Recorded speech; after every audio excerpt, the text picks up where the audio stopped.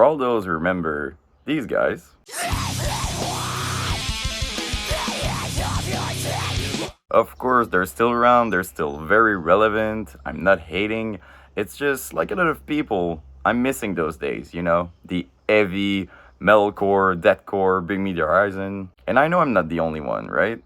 So, my friend, together, let's explore the deathcore, metalcore, Bring Me the Horizon, Myspace era.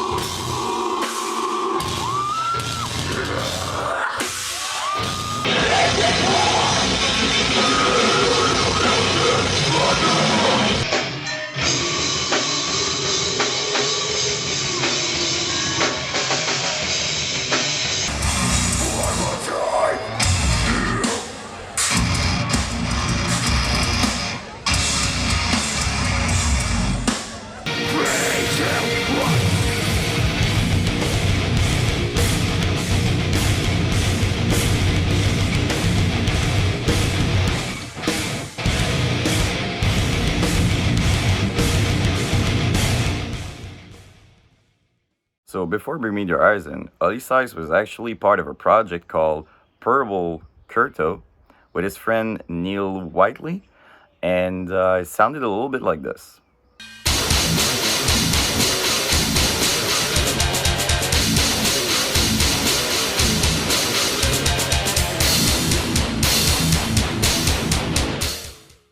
Sure, it's a little rough around the edges, and this sound is not ideal, but keep in mind, this was years ago. It was probably like 2002, 2003 or something, and Ali was quite young. So Bring Me the Horizon was formed in 2004, and their name was inspired by Pirate of the Caribbean. It was actually a line from Jack Sparrow. Now, bring me that horizon.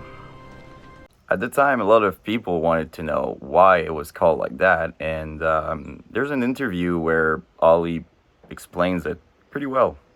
So where did you guys come up with the name Bring Me the Horizon? Stole it from a movie called Pirates of the Caribbean.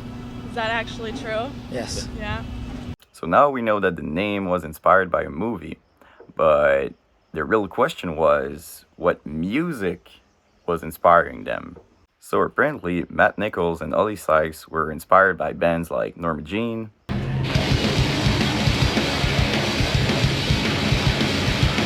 and Sky Comes Falling,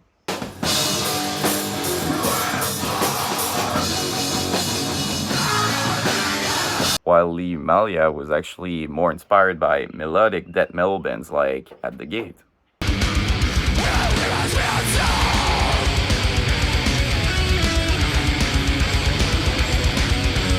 Which leads us to the bedroom session.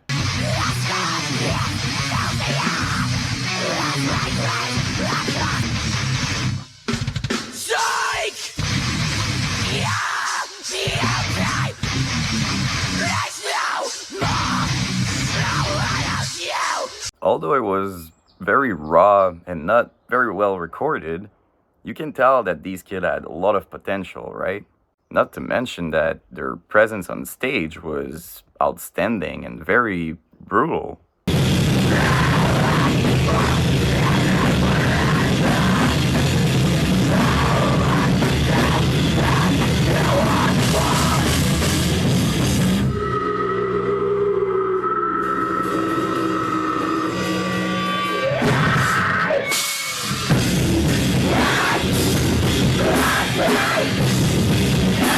Keep in mind, it was only 2004, 2005. They were kids and they were very comfortable and confident, and they were hungry for success. So a little while after releasing their demo, they actually got signed by Visible Noise Record. It was a big deal. Not many bands got signed with only demo and few shows, it takes a while. But as I said, those kids had a lot of potential and they were pretty good live and all that, so I guess Visible Noise Record, they made the right call. That's when they came up with the famous EP, This Is What the Edge of Your Seat Was Made For.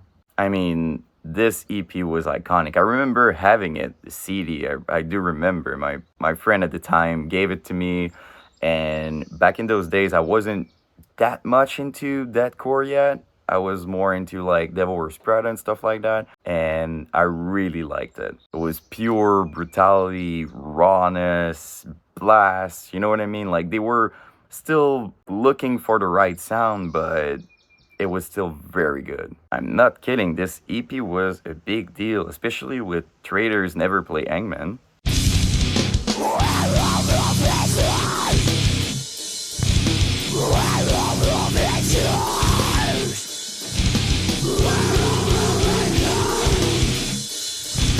I swear, to this day, fans still like that song, including me. It was a very cool song, and live, people went crazy on it.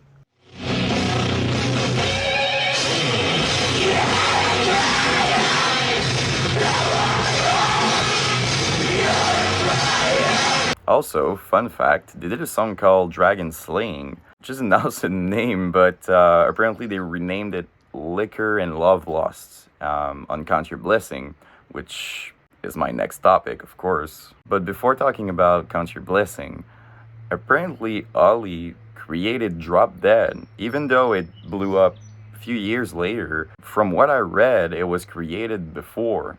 It was in like 2005, 2006 or something. So I thought it was worth mentioning. But we're gonna get to that later. Let's talk about Count Your Blessing. What an album, man. It was crazy. To this day, I'm still listening to it, and I know there's a lot of people who still do, you know? It was crazy, like a pure raw deathcore material, but such a big improvement for their previous songs. You could tell that they were, even if Ollie in interviews was saying that it was, you know, rough and they didn't know what they were doing, I kind of disagree with that. It was very well made, and it was, keep in mind, it was in the beginning of deathcore, you know. Nobody really knew what it was yet, so they were all looking for a sound, but Bring Me the Horizon really hit hard on that one. So yeah, I'm fully aware that everybody knows Pray for Plague, but I'm still gonna talk about it.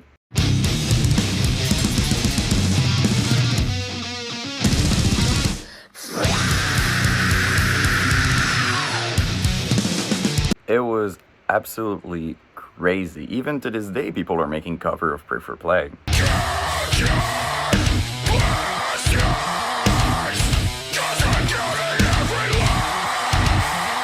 It's very well known in the scene as a, you know, iconic deathcore song. I mean, everything was perfect about it. The melody, the vocals, the freaking breakdown.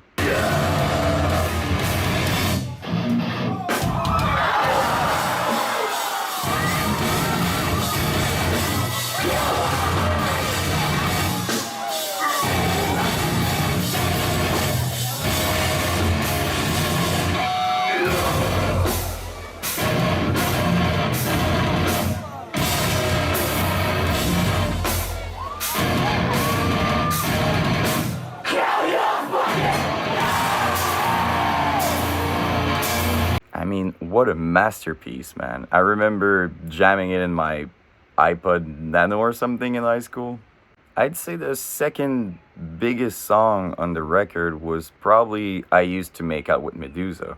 It wasn't only a fan's favorite, but it seemed really fun to play live. This song's called I Used to Make Out with Medusa.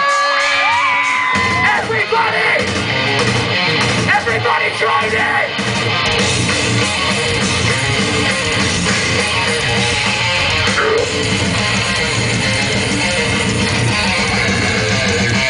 Fucking people!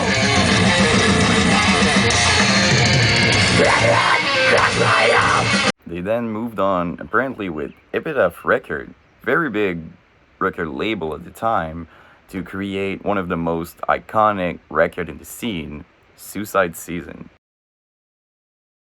With this album, Bring Me the Horizon completely changed their sound because they wanted to stand out more as a band. This last CD, I think we've kind of found something that separates us from everyone else and just makes it sound a bit more unique, and I think we'll keep all of that, but I think we'll push other elements. Not to mention how much attention they were getting on Myspace. I mean, when Chelsea Smile video was released, holy shit.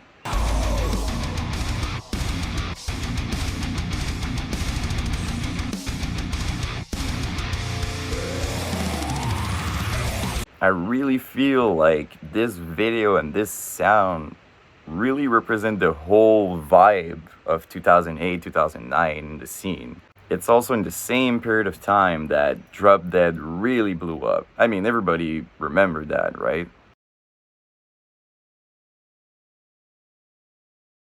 A little later in 2010, they did a MySpace secret show, which I believe represents perfectly the MySpace era. You know, it looked more like a party than a show, if that makes sense.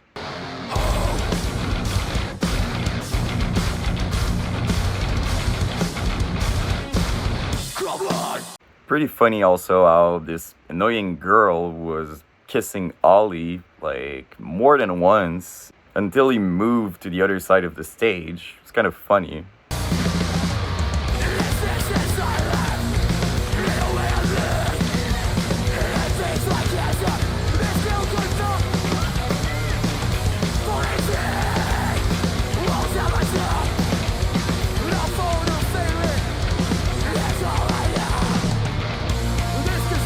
I also feel for the guy who completely missed his shot of yelling in the mic. But yeah, I'm not here to like laugh at people or anything. I just thought it was funny. But the freaking ambience towards the end of the song, it's crazy.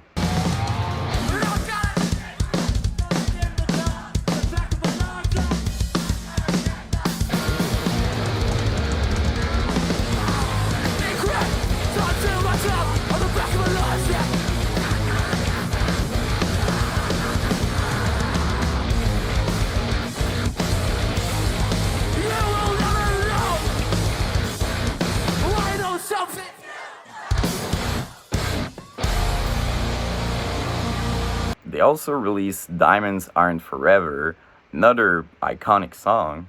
I think it was actually as big as Chelsea Smile because it was very different, but also the hook just stays in your head, you know?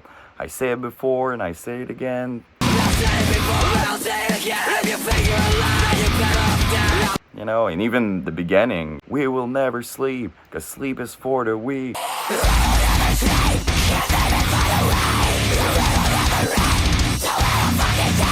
It was very outstanding and good, especially live.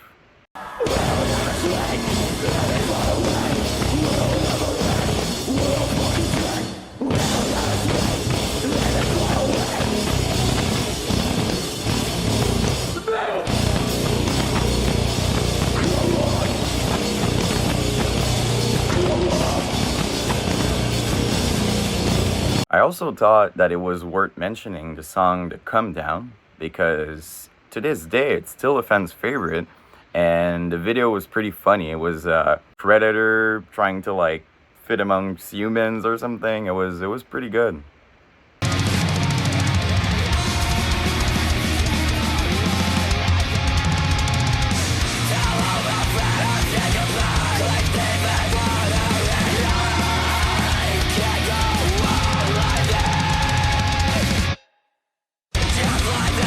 They also did a two-part video called The Making of the Countdown, which was, it says in the name, but it was a behind the scene and people goofing around and stuff like that. Doing a scene where Predator gets his hair cut about 8 times. That's all I know.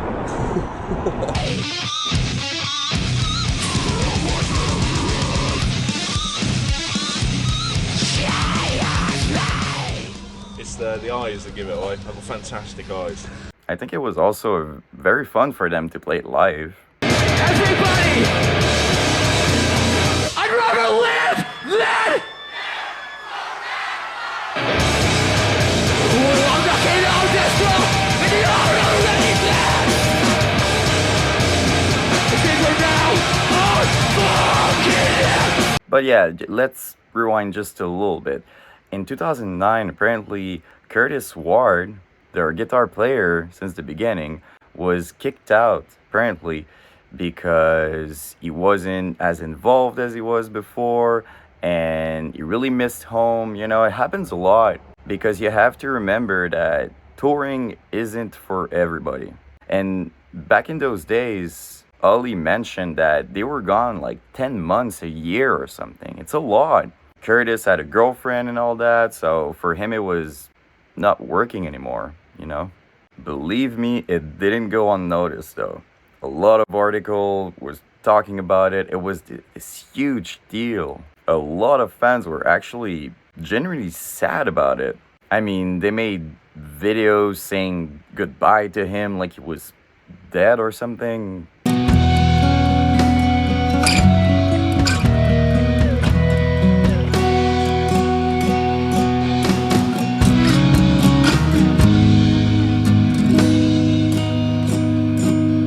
He was actually replaced with Jonah from I Killed the Prom Queen. And you know how usually when a band changes their member, it creates kind of a drama or something. I remember that Bring Me the Horizon fans were happy about Jonah.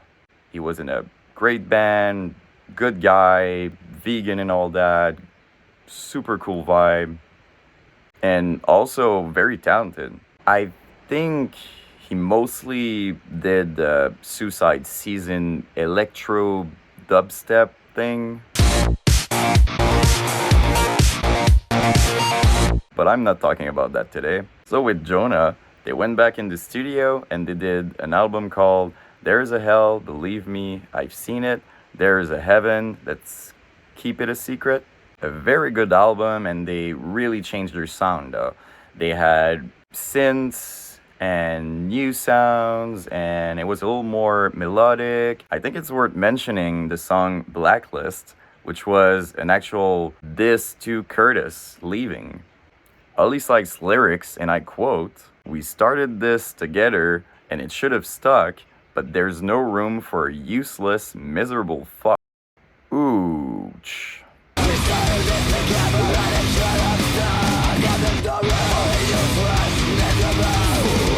They did bury the hatchet in 2014 when they played a show live and invited Curtis to go on the stage to perform Pray for Plague, a song that they didn't do in a long time. I want to do something special. I want to play you a song that you guys have been asking to just play for a long time. This is the only way we're going to play it, so can you give a round of applause for Curtis Ward, please?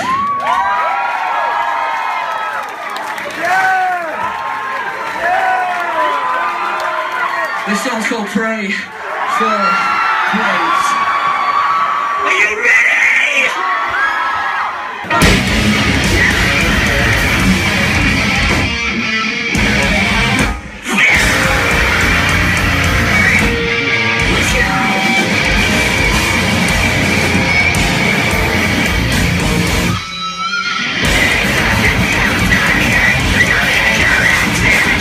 Of course, fans were relieved. It was still a big thing. A few articles came up.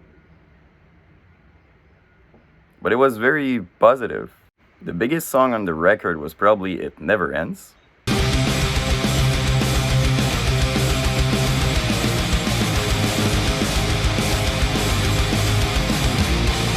A very good song, very melodic, good hooks. It wasn't as heavy, but at least they kept the breakdown.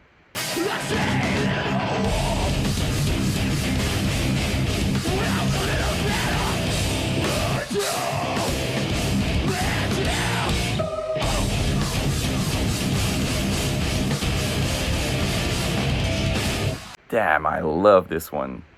Again?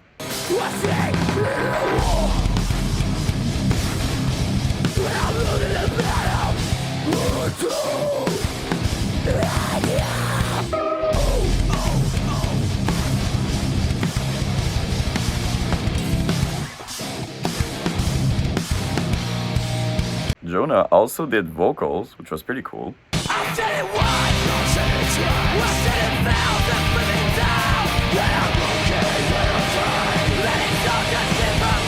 Also, in case you missed that, After a power outage playing with Parkway Drive, they did an acoustic version of their songs for the fans.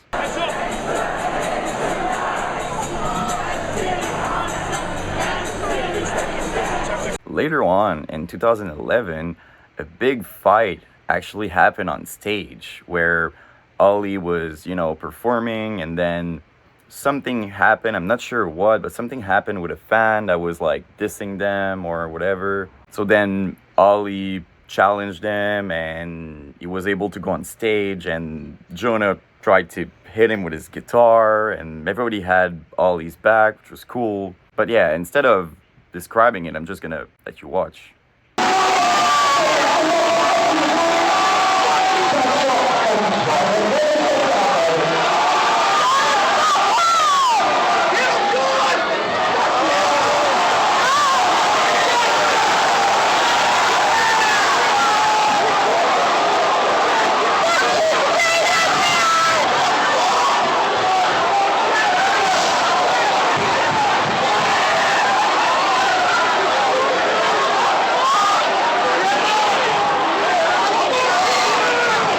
Unfortunately, it didn't really work out with Jonah.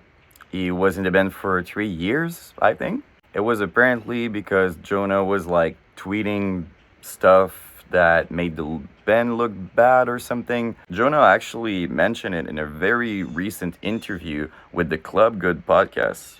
He went on with the details and he's very mature about it, and the guys are in good term and everything.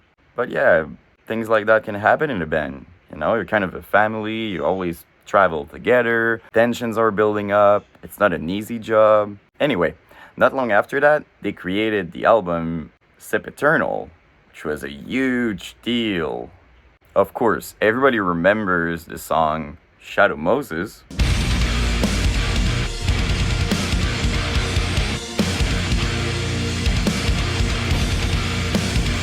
People were very excited about it. Fans were tripping live, it was very catchy. Can you tell from the look in our eyes? We live our lives, I'm ready to die. Here we go.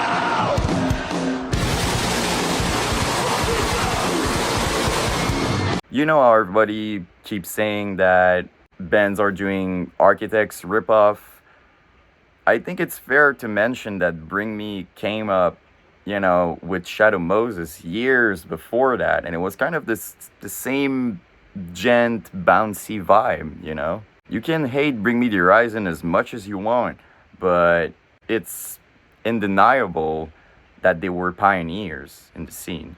But yeah, I cannot talk about Sempiternal without mentioning Jordan Fish, who was a big part of their new sound, and even to this day I think he's like very much involved in like producing and songwriting. And I could be wrong, but I believe when Jordan was joining Bring Me the Horizon, Jonah was still around and the transition kind of happened all naturally.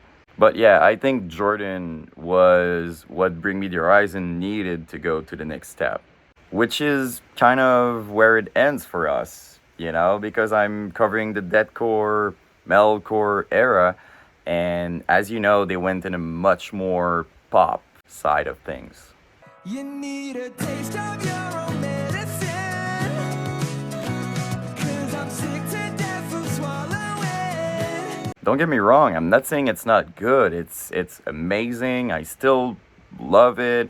They did many songs that are masterpiece, but like a lot of you guys, I miss those days because I'm more into deathcore, slam, metalcore, stuff like that. But before ending the video, I really have to mention Bring Me the Horizon to this day still sometimes perform their old songs like the Come Down, Perfor Plagues, and they are amazing live. They are performing even better than before.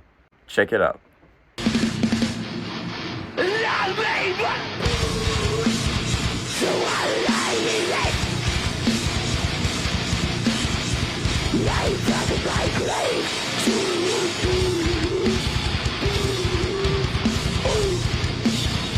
And I lay All right. I think that's pretty much it. I'm not saying I covered everything, but I did my best to cover, the deathcore, metalcore, Bring Me the Horizon era, and I had a lot of fun doing it.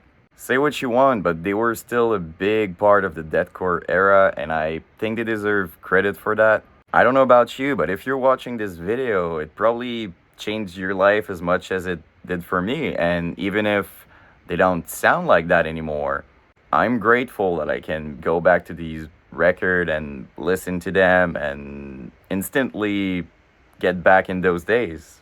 But yeah, let me know in the comments if you like these kinds of video because I could do it about other big bands. As you probably notice, I usually cover more underground deathcore bands, but I had a blast doing this one. So anyway, if you want to support the channel, please just leave a like and subscribe. I'm going to be very happy just with that. And I'll see you in the next one.